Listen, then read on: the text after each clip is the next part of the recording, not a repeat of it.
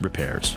On the Repairs page, you can view your Open Depot repair orders sorted by pending shipment, shipped inbound, evaluating, quoted, repairing, shipped outbound, and delivered.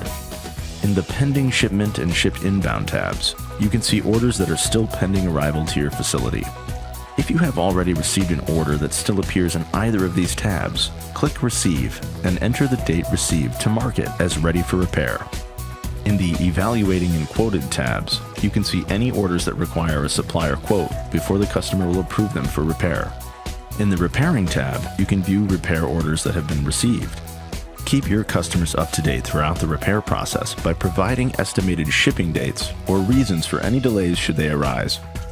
When a repair has been completed and a tracking number is provided, the system will automatically move the order into shipped outbound or delivered accordingly. Exchanges and Returns.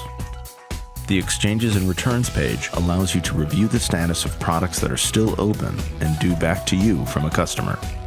When the product is received, the tracking number will typically denote this, and no action will be required from you. If this doesn't occur automatically, you can confirm that you've received the product manually here. Simply enter the date it was received and click Confirm. Navigation tools. In the upper right corner of the screen, you'll see a set of icons. The box allows you to switch between card or grid view. Grid view is useful if you want to better control how the information is sorted.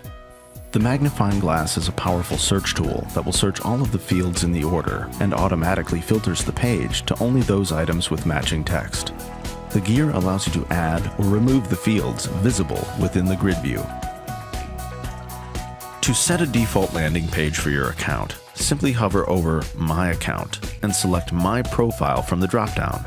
Under Default Preferences, you can select which of these pages you wish to view by default when you log in. That's it. To learn more about managing your transactions, visit the PartsSource Resources Center.